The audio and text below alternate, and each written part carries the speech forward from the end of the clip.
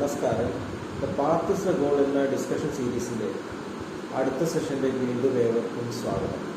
നമുക്ക് ആദ്യം മെഡിറ്റേഷൻ ചെയ്യാം. കണ്ണുകൾ അടച്ച് ശാന്തമായിരിക്കും.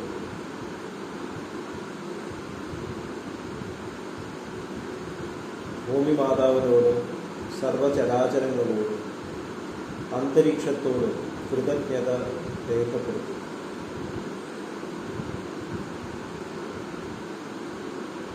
ഭൂമി മാതാവിൽ നിന്നുമുള്ള ഹീലിംഗ് എനർജി കാലുകളിലൂടെ പ്രവേശിച്ച് ശരീരം മുഴുവൻ വ്യാപിക്കുന്നതായും ശരീരത്തിലെ എല്ലാ ഭാഗങ്ങളെയും എല്ലാ കോശങ്ങളെയും റിലാക്സ് ചെയ്യാൻ സഹായിക്കുന്നതായും അനുഭവിക്കും.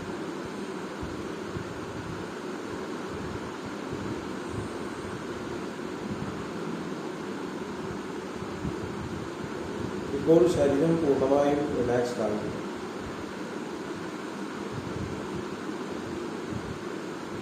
ഈ റിലാക്സേഷൻ ഹൃദയത്തിൽ അനുഭവിക്കും. ശ്വാസം ദീർഘമായി ഉള്ളിലേക്കെടുത്ത് ഹൃദയത്തിൽ സ്നേഹം നിറയുന്നതായി അനുഭവിക്കും. ശ്വാസം പുറത്തേക്ക് വിടുമ്പോൾ സ്നേഹം പ്രപഞ്ചം മുഴുവൻ വ്യാപിക്കുന്നതായി അനുഭവിക്കും.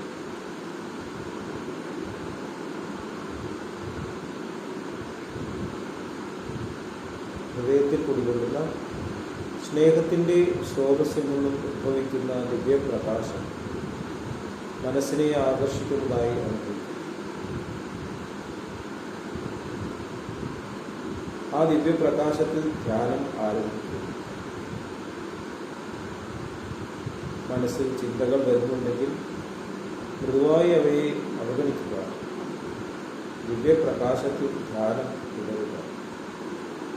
Please start meditation.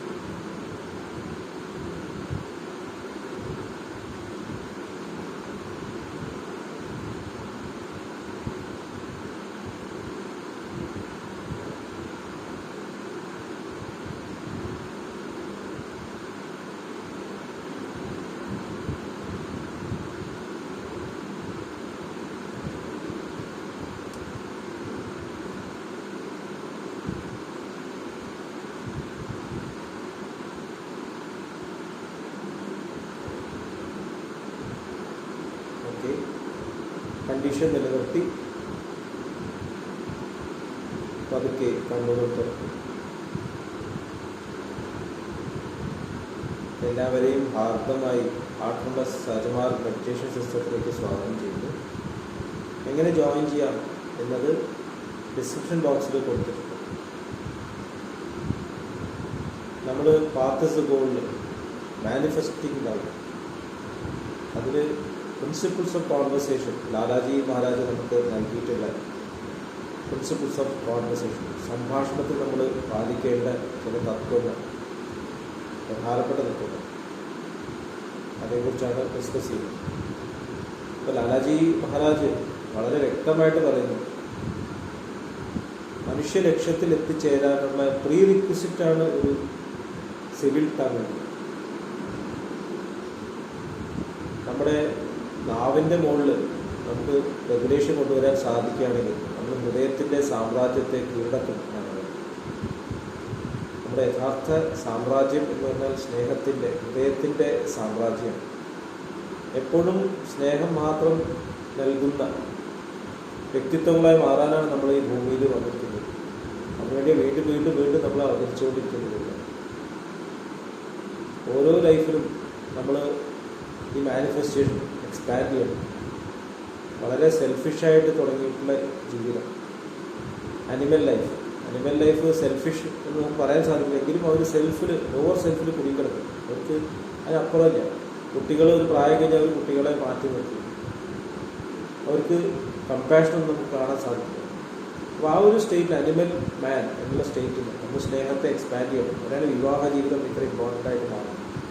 ഈ കാലത്ത് എന്തിനാണ് കല്യാണം കഴിക്കുന്നതെന്നൊരു ചോദ്യമുണ്ട്. സ്നേഹം എക്സ്പാൻഡ് ചെയ്യാൻ വേണ്ടിയിട്ടാണ്. നമുക്ക് ഈ ലോകത്തിൽ ഒരു വ്യക്തിയെ പൂർണ്ണമായിട്ട് സ്നേഹിക്കാൻ സാധിച്ചത്, 100% സ്നേഹിക്കാൻ സാധിച്ചത് നമ്മുടെ ലക്ഷ്യം പൂർത്തീകരിച്ച് നമുക്ക് ആരെയും പൂർണ്ണമായിട്ട് സ്നേഹിക്കാൻ സാധിക്കുന്നില്ല. അതാണ് നമ്മുടെ പ്രശ്നം. അതുകൊണ്ടാണ് ഈ ചോദ്യം തന്നെ വരുന്നത്, വിവാഹം എന്തിനാണ്? പല റിലേഷൻഷിപ്സ് ഉണ്ടെങ്കിൽ എന്താ പ്രശ്നം? കാരണം നമുക്ക് ഒരു പൂർണ്ണതയില്ല. എവിടെയാണ് പൂർണ്ണത വേണ്ടത്? എൻ്റെ ഉള്ളിലാണ്. മനസ്സിൽ പൂർണ്ണ സംതൃപ്തി വന്നു കഴിഞ്ഞാൽ പൂർണ്ണത വരും. അതിൽ പ്രധാനപ്പെട്ട കാര്യമാണ് നമ്മുടെ വാക്കുകൾ, സ്നേഹത്തോടെയുള്ള സംഭാഷണം. അത് മനുഷ്യരുടെ യഥാർത്ഥ ലക്ഷ്യത്തിലെത്താനുള്ള പ്രീ റിക്വസ്റ്റാണ്. അതില്ലാണ്ട് ഒഴിവാക്കാൻ പറ്റാത്തതാണ്. എന്താണ് മനുഷ്യൻ്റെ ലക്ഷ്യം?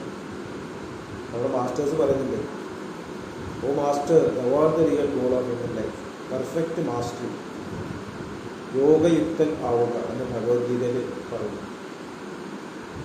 ജീസസ് ക്രൈസ്റ്റ് പറഞ്ഞത് സ്വർഗരാജ്യം ഈ ഭൂമിയിൽ അവതരിപ്പിക്കുന്ന രീതിയിലായിരിക്കും നമ്മുടെ ജീവിതം.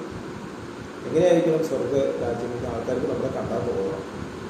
ആ രീതിയിലായിരിക്കും നമ്മുടെ ജീവിതം. അപ്പം അത് നമ്മൾ മാനിഫെസ്റ്റ് ചെയ്യുന്നതിൽ ഏറ്റവും പ്രധാനപ്പെട്ടത് നമ്മുടെ ഭാവമാണ്.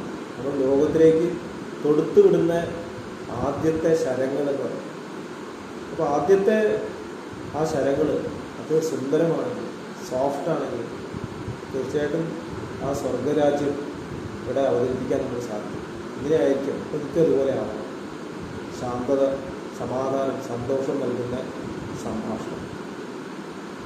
ഇതിന് നമ്മൾ പ്രാക്ടീസ് ചെയ്യണം. എന്ത് കാര്യമായാലും തുടക്കത്തിൽ പ്രാക്ടീസ് ചെയ്യേണ്ട ആവശ്യമുണ്ട്. സൈക്കിൾ ചവിട്ടാനായാലും, പഠിപ്പിൻ്റെ കാര്യത്തായാലും, സംഗീതാഭ്യാസനമായാലും, ആർട്ടായാലും എല്ലാത്തിനും ആദ്യം പ്രാക്ടീസാണ്. പ്രാക്ടീസ് ചെയ്തത് നമ്മൾ താതാത്മ്യം പ്രാപിക്കും, ഓട്ടോമാറ്റിസം വരും. പിന്നെ നമ്മളത് പ്രാക്ടീസ് ചെയ്യേണ്ട കാര്യമില്ല. അതാണ് യഥാർത്ഥ ജ്ഞാനം എന്ന് പറയുന്നത്. അപ്പോൾ അതുമായിട്ട് ഒന്നായി ചെയ്യും. അതുപോലെ സാധന നമ്മൾ ഡിസ്കസ് ചെയ്തു. മെഡിറ്റേഷൻ, ശുദ്ധീകരണം, സത്സംഗങ്ങൾ, ഇത് ആദ്യം പ്രാക്ടീസ് ചെയ്യണം. പിന്നെ അത് നാച്ചുറലാണ്. നമ്മുടെ സ്റ്റേറ്റ് അതായി മാറും. നമുക്കൊരു താഴേക്ക് ഇറങ്ങി വരാൻ പറ്റാത്ത രീതിയിലായി മാറും. അങ്ങനെയുള്ള ഒരു വ്യക്തി തീർച്ചയായിട്ടും സംഭാഷണത്തിൽ ശ്രദ്ധിക്കും. ഹാർട്ട്ഫുള്ളായിട്ട് സംഭാഷണം, കമ്മ്യൂണിക്കേഷൻ, എന്ത് സംസാരിക്കുമ്പോൾ അതിൻ്റെ ഹൃദയം വേണം. നമ്മുടെ യഥാർത്ഥത്തിലുള്ള ഉള്ളിലുള്ള ആ ഫീലിംഗ് എക്സ്പ്രസ് ചെയ്യുന്ന രീതി, നമ്മുടെ ഈഗോ എക്സ്പ്രസ് ചെയ്യാത്ത രീതി, നമ്മുടെ മുൻവിധികളെ എക്സ്പ്രസ് ചെയ്യാത്ത രീതിയിലായിരിക്കും സംഭാഷണം. അവരൊരു വേദന അനുഭവിക്കാത്ത രീതി. സിറ്റുവേഷനോട് നമ്മൾ റെസ്പോണ്ട് ചെയ്യുക, പ്രതികരിക്കല്ല വേണ്ടത്, നമ്മൾ റെസ്പോണ്ട് ചെയ്യണം. അതുകൊണ്ട് മറ്റുള്ളവരുടെ കാര്യങ്ങൾ കേൾക്കാനും അതിൻ്റെ അടിയിലുള്ള കാരണങ്ങൾ മനസ്സിലാക്കാൻ നമുക്ക് സാധിക്കും. അപ്പോൾ ലിസണിങ് കപ്പാസിറ്റി വളരെ ഇമ്പോർട്ടൻ്റ്. സംഭാഷണം തുടങ്ങുന്നത് ലിസണിങ്ങിൽ നിന്നാണ്. നമ്മൾ ഫ്രണ്ടിലിരുന്ന ആൾക്കാർ കേൾക്കുന്നതിനൊപ്പം തന്നെ നമ്മുടെ ഉള്ളിൽ നിന്നും മാസ്റ്റർ ഭഗവാൻ സംസാരിക്കാൻ നമ്മൾ കേൾക്കണം. അതാണ് നമ്മൾ പോസ് ചെയ്യുന്നത്. മെഡിറ്റേറ്റിംഗ് ചെയ്തിട്ട് മെഡിറ്റേറ്റീവ് സ്റ്റേറ്റ് നമ്മൾ നിലനിർത്തണമെങ്കിൽ പോസ് വളരെ ഇമ്പോർട്ടൻ്റ്. അവിടുത്തെ വാക്ക് കേൾക്കുന്നത്. ഇപ്പം നമ്മുടെ വീട്ടിൽ അച്ഛനും അമ്മയും ചിലപ്പോൾ ശക്തമായിട്ട് പറഞ്ഞൊന്നും വരില്ല, ഇങ്ങനെ ചെയ്താൽ നല്ലതാണ് എന്ന് പറയുന്നുണ്ടാവും. അത് കേട്ട പാതി കേൾക്കാത്ത പാതി നമ്മൾ വേറെ എന്തെങ്കിലും ചെയ്ത് കഴിഞ്ഞാൽ നമ്മളവർ കേട്ടിട്ടില്ല. നമ്മളവർ കേൾക്കാൻ എന്താ അച്ഛാ ചെയ്യേണ്ടത് എന്ന് പറയുമ്പോൾ അവർ പതുക്കെ പറയും. അതുപോലെ നമ്മുടെ ഉള്ളിൽ നിന്നും ഭഗവാൻ സംസാരിക്കും, മാസ്റ്റർ സംസാരിക്കും. അത് കേൾക്കണം. അവിടെയാണ് ആദ്യത്തെ കേൾവി. അതിന് ശേഷമാണ് നമുക്ക് നൽകാൻ പാടുന്നത്. അപ്പോൾ അതിനാണ് നമ്മൾ മെഡിറ്റേഷൻ ചെയ്യുന്നത്, മെഡിറ്റേറ്റീവ് സ്റ്റേറ്റ് നിലനിർത്തുന്നത്, പോസ് നിലനിർത്തുന്നത്. അവ വാക്കുകൾ നമ്മൾ പറയുമ്പോൾ മാസ്റ്റർ പറയുന്ന പോലെയാണ്. ഒരിക്കലും ക്രോധം പാടില്ല എന്ന് ബാലാജി പറയും. Anger is poison to spirituality എന്ന് പറയുന്നത്. ദേഷ്യം, ക്രോധം എന്തുകൊണ്ടാണ് സംഭവിക്കുന്നത്? നമ്മൾക്ക് ഇഷ്ടപ്രകാരം കാര്യങ്ങൾ സംഭവിക്കാത്തപ്പോഴാണ് ക്രോധം. എൻ്റെ അഹംബോധം ഇടപെടുകയാണ്. ഈ ലോകത്തിലെല്ലാം മാസ്റ്ററുടെ ഇഷ്ടപ്രകാരമാണ്, സ്നേഹത്തിൻ്റെ തലത്തിലാണ് പ്രവർത്തിക്കുന്നത്. അതിവിടെ മാനിഫെസ്റ്റ് ചെയ്യണം എന്ന് ചിന്തിച്ചാൽ അവിടെ ഒരിക്കലും ക്രോധം വരില്ല. നമ്മളെവിടെയെങ്കിലും ഈ തരത്തിൽ സ്വാർത്ഥ തലത്തിൽ ദേഷ്യം പ്രകടിപ്പിക്കുമ്പോൾ അവിടെ ഒരു ഹെവിനെസ് വരും, അന്തരീക്ഷം മാറും, അറ്റ്മോസ്ഫിയറേ മാറും. ശ്രദ്ധിച്ചിട്ടാവും. എൻ്റെ ഹൃദയത്തിൽ തന്നെ ഒരു ഭാരം വരും. പക്ഷെ വേണ്ടായിരുന്നു. മുൻകോപം, നമുക്ക് ഹൃദയത്തിൽ പാൽപിറ്റേഷൻ, നെഞ്ചിടിപ്പ് വരുന്നു, എന്തൊക്കെയോ വിളിച്ച് പറയുന്നു. കാരണം നമ്മൾ ലിസൺ ചെയ്തില്ല. ആന്തരികമായിട്ട് ഉള്ളിൽ നിന്നുള്ള ശബ്ദത്തെ നമ്മൾ ലിസൺ ചെയ്യില്ല. അത് ലിസൺ ചെയ്തില്ലെങ്കിൽ ഈ തരത്തിൽ ക്രോധം വരികയില്ല. ക്രോധത്തെ പോസിറ്റീവ് ആക്കണമെന്ന് ദാജി പറയും. ട്രാൻസ്ഫോമിങ് ആയിട്ട് ശക്തിയാണ് ക്രോധം. നമ്മുടെ ഉള്ളിൽ ട്രാൻസ്ഫോർമേഷൻ കൊണ്ടുവരുന്ന ആദ്യം എൻ്റെ ഉള്ളിൽ നിന്നും അഹംബോധം ആക്ട് ചെയ്യുമ്പോൾ നമ്മൾ അതിനെ സബ്ഡ്യൂ ചെയ്യാൻ നമ്മുടെ ഉള്ളിൽ നിന്ന് തപശക്തി, അതാണ് ശുദ്ധീകരണം. നമ്മുടെ പേഴ്സണാലിറ്റീസ് അവിടെ ചാടിക്കളിച്ചുകൊണ്ടിരിക്കുന്നു പുറത്തേക്ക് വരാൻ. എവിടെയെങ്കിലും ക്രോധം വരുന്നുണ്ടെങ്കിൽ ആ പേഴ്സണാലിറ്റിയെ ശാന്തമാക്കുക, സ്നേഹത്തോട് കൂടിയിട്ട്. അതിനാണ് ശുദ്ധീകരണം. നമ്മൾ പോസ് ചെയ്യുക, ക്ലീനിങ് ചെയ്യുക. അടുത്ത പ്രാവശ്യം നീ ആവശ്യമില്ലാതെ വിട്ടല്ലോ എന്ന് പറഞ്ഞിട്ട് അതിനെ ശാന്തമാക്കുക. ഒരു ക്ലാസ്സിൽ കുട്ടികളിരിക്കുമ്പോൾ പലതരത്തിലുള്ള കുട്ടികളുണ്ട്. ടീച്ചർ ക്ലാസ് എടുക്കാൻ പറ്റുന്നില്ല. ഓരോ കുട്ടിയും ശ്രദ്ധിച്ചിട്ട് എന്താണ് വിഷമം. ചിലർക്ക് ടോയ്ലറ്റ് പോകേണ്ടി വരും, ചില ഭക്ഷണം കഴിച്ചിട്ടുണ്ടാവില്ല, ചിലർക്ക് ബോറടിക്കുന്നുണ്ടാവില്ല. എല്ലാവർക്കും ഇഷ്ടപ്പെടുന്ന രീതിയിൽ വേണം പ്രവർത്തിക്കാൻ. അത് നമ്മുടെ ശരീരവും നമ്മുടെ ഉള്ള മനസ്സും ബോധമണ്ഡലമൊക്കെ ഒരു ക്ലാസ് റൂമാണ്. എല്ലാവരും പേഴ്സണാലിറ്റിയിൽ ശാന്തമാണ്. ആ ശാന്തമാക്കണേനാണ് നമ്മൾ മെഡിറ്റേറ്റീവ് സ്റ്റേറ്റ് നിലനിർത്തിയത്. തിരിച്ചു വരുമ്പോൾ എല്ലാവരും ശാന്തമാക്കി പുറത്തേക്കും നമ്മളതിനെക്കുറിച്ച് ഡിസ്കസ് ചെയ്യും. അതിനുശേഷമാണ് നമ്മൾ സംഭാഷണത്തിന് ഇറങ്ങുന്നത്. ഇതൊരു കണ്ടിന്യൂസ് പ്രാക്ടീസാണ്. ഒരു ദിവസം കൊണ്ടോ 2 ദിവസം കൊണ്ടോ മാറുന്ന ഒരു കാര്യമല്ല. പക്ഷെ അത് പ്രാക്ടീസ് ചെയ്ത് തീർച്ചയായിട്ടും പ്രാവർത്തികമാകും. ലാലാജി മഹാരാജ് നമുക്ക് ഉറപ്പ് തരും. അപ്പോൾ ദേഷ്യം ഒരിക്കലും അപരന് വേദന ഉണ്ടാക്കുന്ന രീതിയിലുള്ള ദേഷ്യം ഒരിക്കലും പാടില്ല. ദേഷ്യം ഒരു കറക്റ്റീവ് ഫാക്ടറാണ്. നമ്മളെപ്പോഴും ഇൻറ്റൻഷൻ നോക്കണം. എന്തായിരുന്നു ആ തരത്തിൽ പെരുമാറാനുള്ള കാരണം. അമ്മ കുട്ടിയെ ദേഷ്യപ്പെടുമ്പോൾ അവിടെ സ്നേഹമാണ് ഇൻറ്റൻഷൻ എങ്കിൽ അത് കുട്ടിക്ക് മനസ്സിലാവും, വേദനിക്കില്ല. കുട്ടി അത് റെക്കഗ്നൈസ് ചെയ്യില്ല.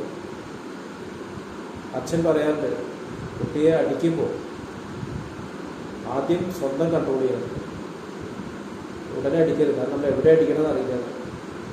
നമുക്ക് എന്തിനാണ് നമ്മൾ പറയാൻ പോകുന്നത് നമ്മൾ വ്യക്തമാണോ. എന്നിട്ട് കുട്ടിയെ ശിക്ഷിക്കണമെന്നുണ്ടെങ്കിൽ വളരെ ശ്രദ്ധയോടുകൂടി വേദനിപ്പിക്കണം. പക്ഷേ ഒരിക്കലും അവർക്ക് ഫീൽ ചെയ്യരുത്.